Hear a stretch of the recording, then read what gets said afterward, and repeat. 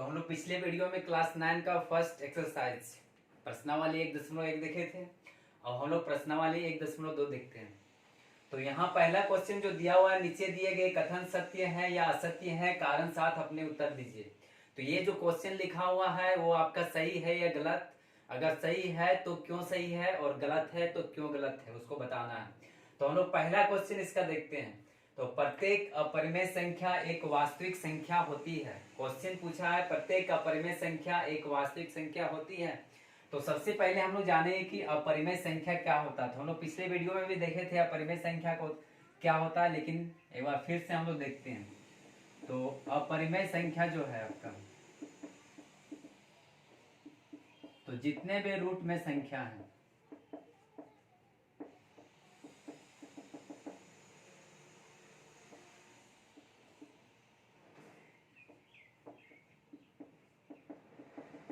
तो ये सब आपका अपरिमेय संख्याएं हो गया। अब वास्तविक संख्या देखते हैं हम लोग।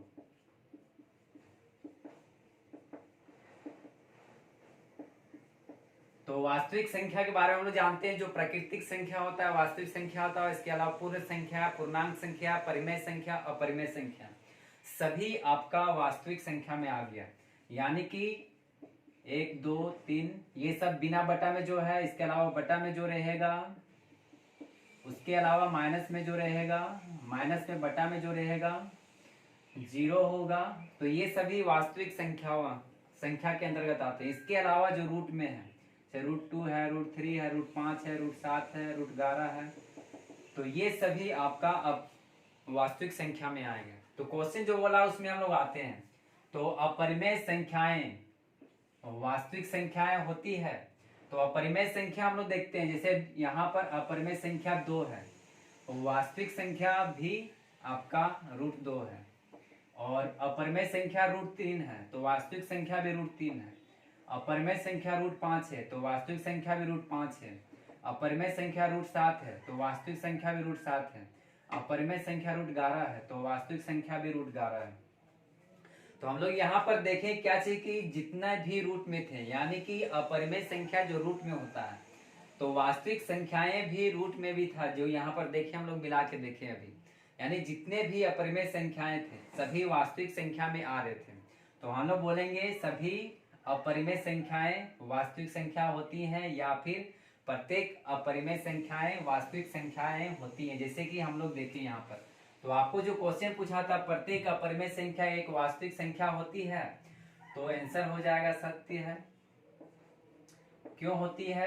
क्योंकि हम लोग जैसे देखे हैं प्रत्येक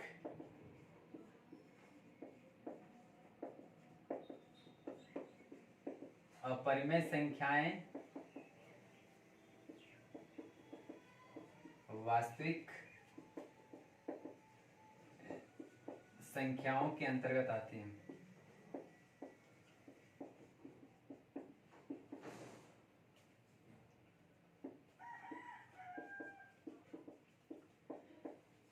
तो इस तरह से हम लोग देखें, जो पूछा था प्रत्येक अपरिमेय संख्या वास्तविक संख्या होती है, तो हम लोग देखिए प्रत्येक अपरिमेय संख्या वास्तविक संख्या में आती है, यानी सत्य है। अब हम लोग, ये तो क्वेश्चन नंबर 1 था। अब हम लोग क्वेश्चन नंबर 2 में देखते हैं क्वेश्चन क्या चीज बोला है और उसके अनुसार इसका आंसर क्या होगा।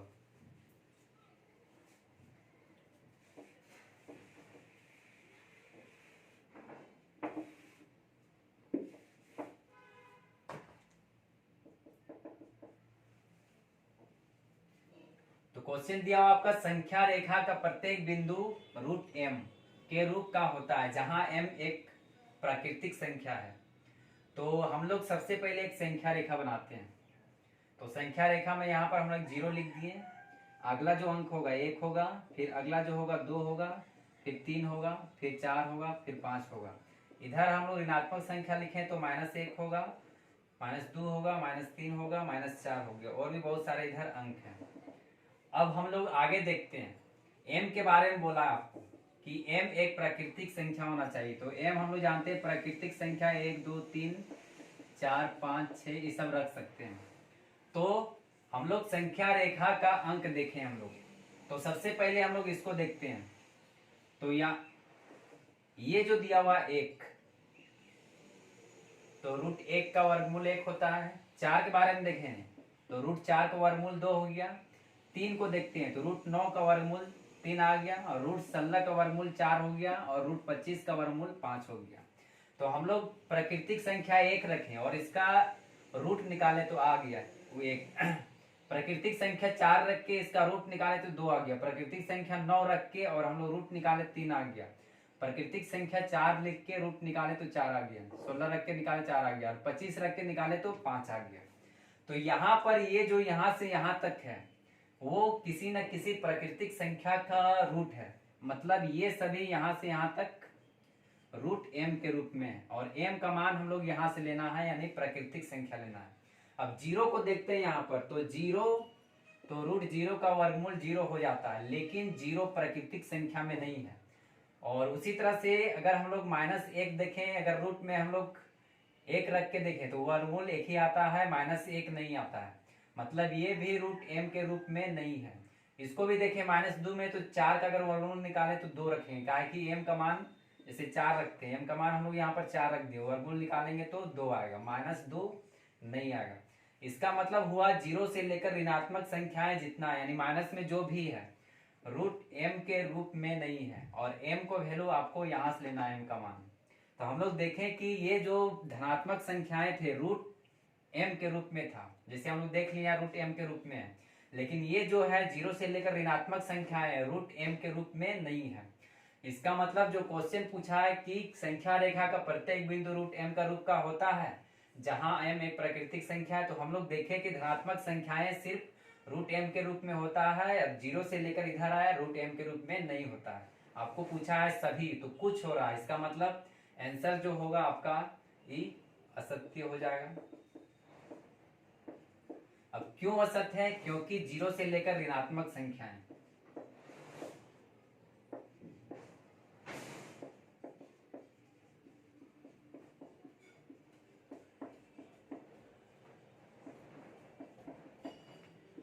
√m के रूप में नहीं होती है।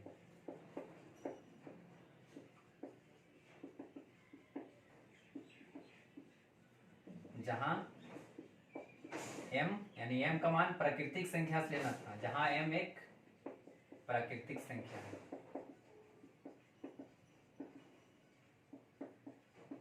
तो इसका आंसर यहां से यहां तक हो जाएगा। तो हम लोग यहाँ पर देख लिए कि जो दूसरा नंबर क्वेश्चन पूछा था कि प्रत्येक अपरिमेय संख्या रेखा का प्रत्येक बिंदु √m के रूप का होता है, जहां m एक प्राकृतिक संख्या, तो हम लोग देख लिए कि प्रत्येक जो है संख्या रेखा में अंक जो दिया हुआ है संख्या और √m का रूप में नहीं था, जैसे इधर दिखे थे। तो वही लिखिए 0 से लेकर ऋणात्मक संख्या √m के रूप में नहीं होती है, जहां m एक प्राकृतिक संख्या है। अब हम लोग क्वेश्चन नंबर 3 देखते हैं।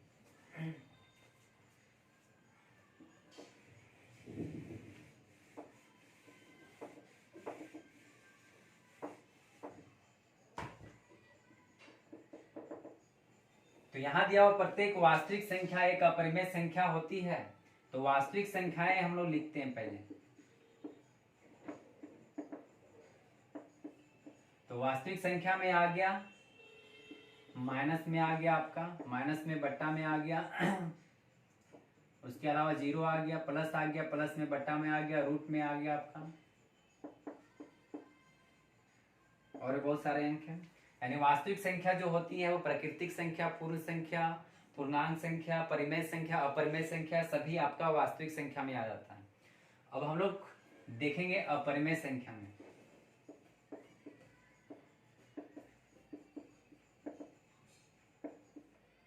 तो अपरिमेय संख्या के बारे में हम जानते हैं जो सिर्फ रूट में होता है। अब हम लोग मिलाते हैं तो देखें रूट वाला तो सब मिल रहा है, यहाँ का जो वास्तविक संख्या है मिल रहा है अपरिमेय संख्या में, यानी ये सब वास्तविक संख्याएं अपरिमेय संख्याएं में मिल रहा है। लेकिन इधर के जो वास्तविक संख्याएं हैं यानी बटा में, प्लस में, 0 में, माइनस में, बटा में, ये सभी आपका अपरिमेय संख्या में नहीं मिल रहा है। इसका मतलब ये सभी वास्तविक संख्याएं अपरिमेय संख्याएं नहीं है, लेकिन ये वास्तविक संख्याएं अपरिमेय संख्याएं। तो कुछ वास्तविक संख्या अपरिमेय है लेकिन कुछ वास्तविक संख्या अपरिमेय नहीं है। आपको बोला है सभी, प्रत्येक के बारे में बोला है सभी वास्तविक संख्या अपरिमेय संख्या होगा। तो देखिए प्रत्येक नहीं है, कुछ है। इसका मतलब सभी नहीं है, इसका मतलब जो पूछा है आपका क्वेश्चन वो असत्य है। असत्य है क्योंकि ये सभी जो है वास्तविक संख्याएं अपरिमेय संख्याएं नहीं है। और लिख देंगे सभी वास्तविक संख्याएं अपरिमेय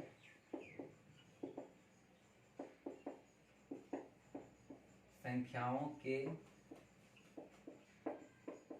अंतर्गत नहीं आती है। तो इस तरह से आपको जो क्वेश्चन पूछा था क्या सभी वास्तविक संख्याएं परिमेय संख्या होगा, तो हम लोग देख लें यहाँ पर सभी वास्तविक संख्याएं अपरिमेय संख्याएं नहीं है, यानी असत्य हो जाएगा। क्यों होगा, क्या कि देख लिए सभी का सभी इसमें नहीं आ रहा था, सिर्फ रूट में आ रहा था। अब हम लोग दूसरा यानी क्वेश्चन नंबर 2 में जाते हैं।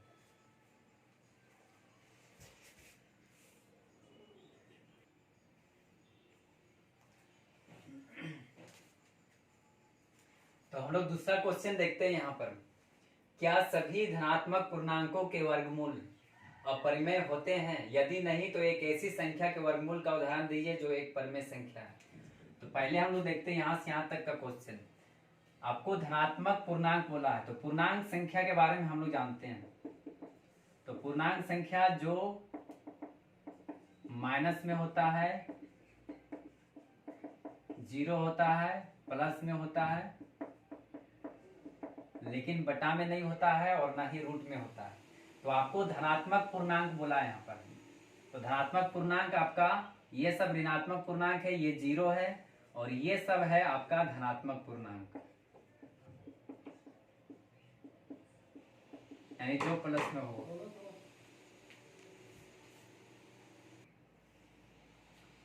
तो हम लोग यहाँ पर देख लिए कि जो धनात्मक पूर्णांक होगा ये सब होगा, मतलब जो प्लस में लिखा हुआ है ये सब धनात्मक पूर्णांक है। तो इनके बारे में बोल रहा है आपका क्या सभी धनात्मक पूर्णांकों के वर्गमूल। और हम लोग ये जब धनात्मक पूर्णांक जो दिया हुआ है इनका वर्गमूल निकालते हैं। तो वर्गमूल निकालेंगे तो रूट 1 का 1 हो जाता है, रूट 2 दिया हुआ है तो इसका वर्गमूल नहीं निकलेगा, रूट 2 ही है। दशमलव में आ सकता है लेकिन दशमलव नहीं निकाल रहे हैं, अभी रूट में ही रख रहे हैं।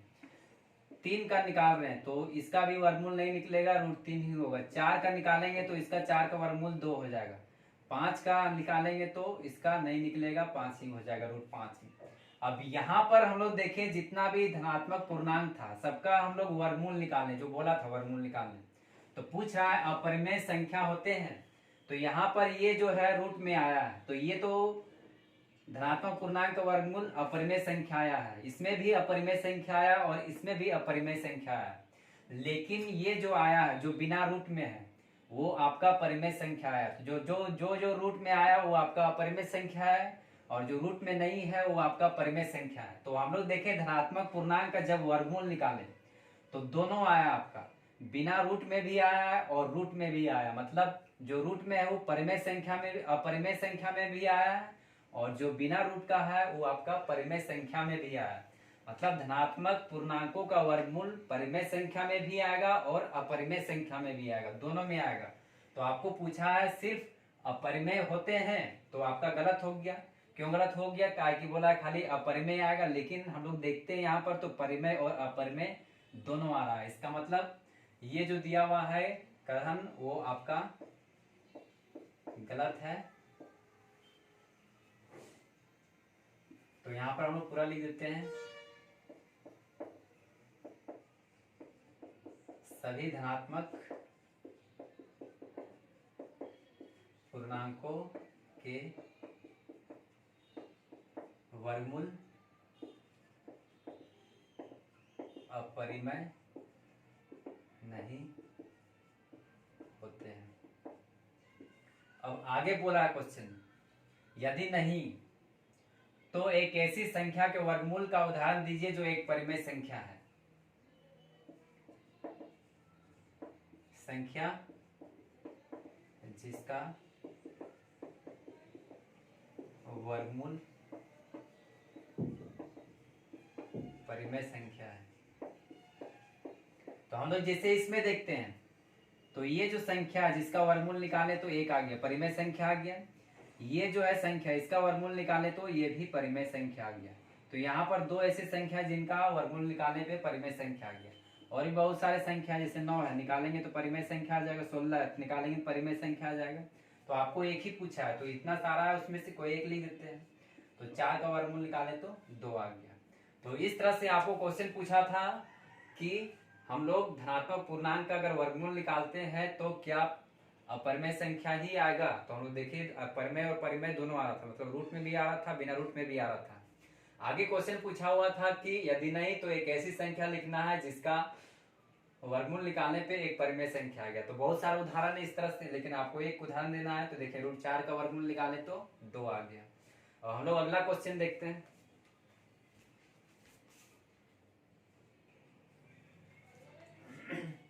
तो हम लोग तीसरा नंबर क्वेश्चन यहाँ पर देखते हैं। तो लिखा हुआ है कि दिखाइए कि संख्या रेखा पर √5 किस प्रकार निरूपित किया जा सकता है। तो हम लोग संख्या रेखा में √5 को दिखाएंगे, कैसे उसको दिखाया जा सकता है। ये आपका संख्या रेखा हो गया। यहाँ देखें तो 0 होता है, आगे हम लिखे यहाँ पर 1 हो गया, यहाँ 2 हो गया, और आगे बढ़ेंगे तो 3 हो गया। हम इसको डॉटेड लाइन से इधर आगे खींच देते हैं। ये आपका x अक्ष है, ये y अक्ष है। यहाँ से हम 1 इकाई हो गया, ये आपका 2 हो गया। तो हम क्या करते हैं, यहाँ से यहाँ तक ले लेते हैं। ये आपका 2 इकाई हो गया इधर, और इसका 1 इकाई लिख लेते हैं। तो यहाँ से अगर मिलाएंगे यहाँ पर तो इसकी सीधा यहाँ पर हो जाएगा। यहाँ से हम लाइन खींच देते हैं। तो ई आपका हो गया 1 इकाई, इसका नाम देते हैं। ई हो गया A, ई हो गया B, ये इसको नाम देते हैं C। अब यहाँ से यहाँ तक हम इसको मिला देते हैं। तो यहाँ पर AB जो हो गया वो आपका 2 यूनिट हो गया, और BC जो हो गया, BC बराबर हो गया 1 इकाई। तो A से B आपका 2 इकाई हो गया, B से C आपका 1 इकाई हो गया। अब हम लोग AC निकालना है। AC कितना होगा, हम लोग जानते हैं कर्ण का स्क्वायर बराबर आधार स्क्वायर प्लस लंब स्क्वायर होगा, यानी h स्क्वायर बराबर p square plus b square होता है। इसके लिए h यानी कर्ण जो हो गया AC हो गया, p देखेंगे p हो गया आपका BC हो गया, और b यानी आधार हो गया आपका AB, तो AB का स्क्वायर हो गया। यहाँ पर AC का मान नहीं दिया हुआ है, BC का मान दिया हुआ है 1 इकाई है, और AB लिखा हुआ है 2 इकाई है। अब इसको हम लोग हल करते हैं। तो AC स्क्वायर बराबर हो गया आपका 1, और 2 का वर्ग निकालेंगे तो 4 हो जाएगा। अब इसको जोड़ देंगे तो 5 होगा, और स्क्वायर हटेगा तो इधर √5 लग गया। मतलब AC का मान निकल गया आपका √5। अब क्या होगा कि अगर इसको हम लोग त्रिज्या मान के एक वृत्त बनाते हैं, इसे वृत्त बनाते हैं, तो इसका जितने इस वृत्त का बनने वाला जितने भी त्रिज्या होंगे, इस तरह से अगर हम लोग वृत्त बनाते हैं आगे बढ़ाते हुए इस तरह से, तो इससे बनने वाले इस वृत्त के जितने भी त्रिज्याएं होंगी सभी आपका √5 का होगा। तो अगर हम लोग इसको लाइन, ये जो है संख्या रेखा, इसको हम लोग यहाँ तक ही लाते हैं, इसको यहाँ तक लाके छोड़ देते हैं। तो ये जो दिया हुआ है, तो ये जो त्रिज्या है √5 है, तो इसका यहाँ से यहाँ तक भी जो लंबाई है वो भी आपका √5 ही होगा। मतलब आपका यहाँ से यहाँ तक जो हो गया, इसका नाम देते हैं हम D। तो A से D तक जो हो गया आपका √5 हो गया। तो आपका AC बराबर हो जाएगा AD, और AD बराबर हो जाएगा आपका √5। तो इस तरह से यहाँ तक जो हो गया लंबाई वो आपका √5 हो जाएगा यहाँ पर। तो संख्या रेखा पे आपको बोला था √5 को दिखाना है, तो लोग संख्या रेखा पे √5 को दिखा दिए। तो इस तरह से आपका क्वेश्चन नंबर 3 हो गया। तो क्वेश्चन नंबर 4 जो है वो आपका एक्टिविटी है, तो उसको छोड़ देते हैं। तो आपका एक प्रश्नावली 1.2 खत्म हो गया। अगले दिन हम लोग देखेंगे, यानी अगले वीडियो में देखेंगे प्रश्नावली 1.3।